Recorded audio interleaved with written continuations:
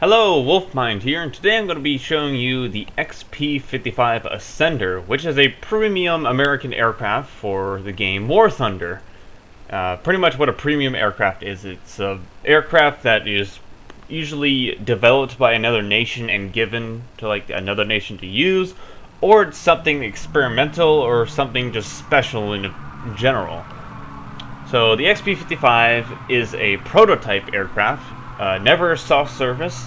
Only 3 of them were ever built in real life. One of them you could still find at a museum in Michigan or Ohio, I believe. Somewhere around that part of the nation. But the other 2 crashed and burnt up. Like a few quick facts, it was designed in 1943 by Curtiss Wright, which is pretty much they built the Kitty Hawk as well, if you want to give like an example of their work. But pretty much a general characteristics of the aircraft: it has 2 50 caliber machine guns right here, and then 2 cannons above that of 20mm. And this thing packs quite a punch, but at the same time it is also very vulnerable to attack because it just rips to shreds immediately if something even looks at it. But as you can tell, this is definitely a futuristic design, especially for the 1940s. The elevator is located in the front on the nose. Same with the guns, which helps with accuracy. The rudder is located on each wingtip, giving the aircraft more maneuverability. And also, you couldn't really use a rudder because the engine was thrown in the back. The ailerons are in their same place on the backside of the wings. And I like to call it a spaceship. It's pretty futuristic looking. I definitely like pusher aircraft because they're just different in general, and I like different things. I'm not the guy who's always like onto the usual thing. I like to be different.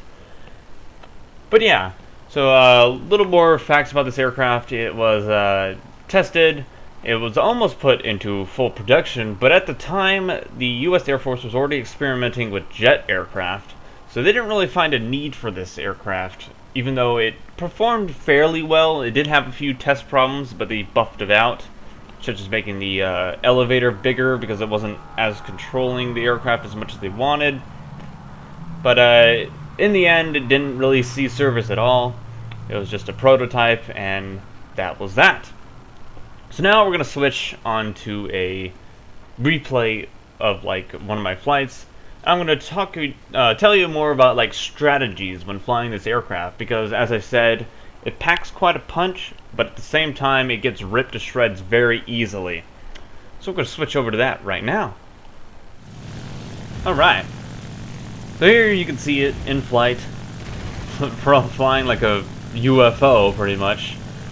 But this was actually a pretty good game right here. I got 7 kills in this thing.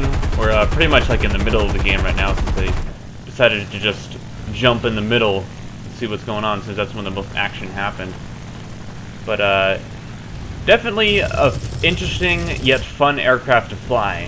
And also, if you get your game right, you can easily take aircraft out of the sky. It's actually a pretty overpowered aircraft. It's just at the same time it can be ripped to shreds. And you see I just ripped that F4 apart. There's a Wellington I'm going after. You kind of see like kill feed in the bottom. You can tell which planes I've killed and which ones I haven't. Since this is a replay and they don't show you everything, which I really wish that they did. Hopefully they can add that eventually in the game.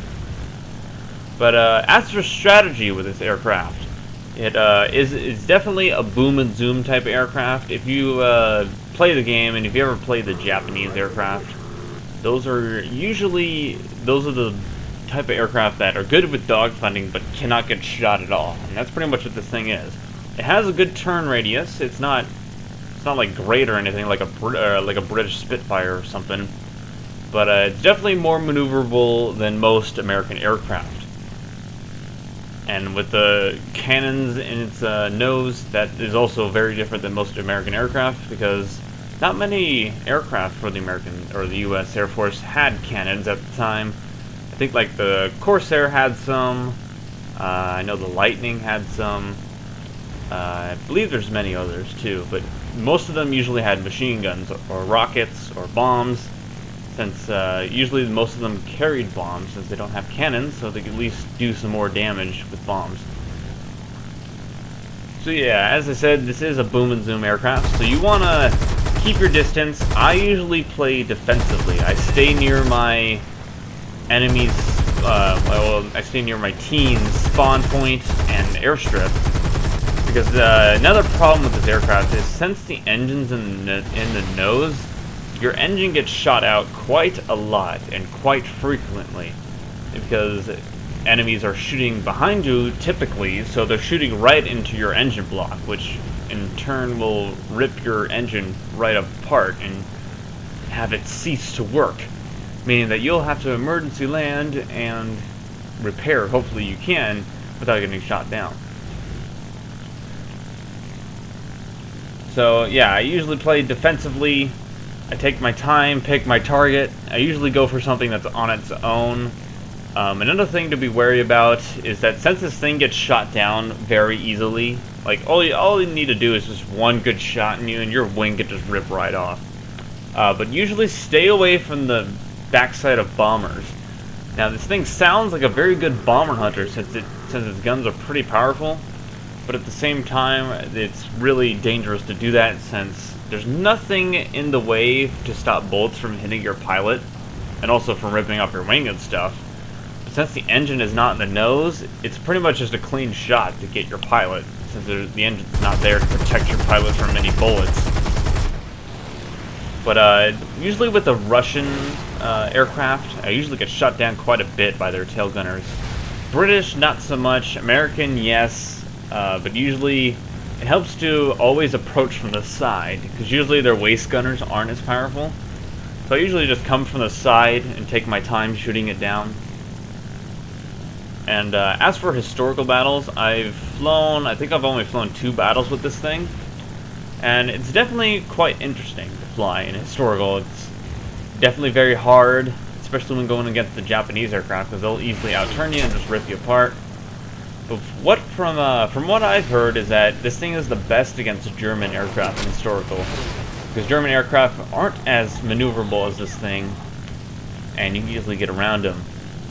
But with I think like German, Japanese, or Soviets. So the Japanese and the Soviets are definitely a much harder challenge, especially since if they have any tail gunner planes like the Su-2 or BB-1, stuff like that. But yeah, and then there I go, finally get shot down by the enemy aircraft, which was a Yak 7, which we pretty much just collided, but at the same time he shot me down just before I hit him. So there you have it, the XP-55, a simple, futuristic premium aircraft. That was an experimental aircraft, and definitely interesting to fly. Pretty much in review, it can get shot down really easily, but at the same time it packs quite a punch. In my opinion, it's not really worth as much as it costs in the game right now, and this is in version 3.1 is when this video was made. Hopefully they'll bring down the price. I also think that this aircraft should also be kind of brought up in rank, because at the moment it seems pretty low tier for how powerful it is. But at the same time it also has that huge weakness of being shot down real easily. So if you are going to buy this aircraft, just keep in mind that this is definitely a boom and zoom type of aircraft, not a dogfighting aircraft. You want to take your time, use your speed as an advantage, which is pretty much the typical boom and zoom tactic right there. But just don't get yourself in over your head, because you'll pay the price by getting shot down in almost one shot. If you're lucky, you'll make it through and you can repair, as long as your engine isn't shot at. Because the second your engine takes damage, it'll just burn out eventually. So you want to, if you see your engine is damaged at all, you want to do your best to get back to your airfield so you can repair. I've been quite lucky. I've been quite lucky a few times when flying this thing, where I've made it back to the airbase. But it's definitely quite frequent to get shot down, or at least get your engine shot and die on you. So yeah, that'll conclude one of my first review videos I've ever done. Hopefully I'm not just like mumbling around about random stuff. But I hope you enjoyed. If you want to see more aircraft reviews, such as the Spitfire Mark X premium aircraft or the XP-38G, I bought the Ultra Pack, so I have a whole bunch of premium aircraft now. But in case any of you War Thunder viewers who played the game want to see any more reviews of premium aircraft, if you're thinking about buying, feel free to leave a comment, let me know, and I'll be more than happy to do a review of that aircraft and kind of give my own little strategy to flying it. So yeah, I'd like to thank you for watching. My name is Chris, also known as Wolfmined, and I'll see you guys in the next video.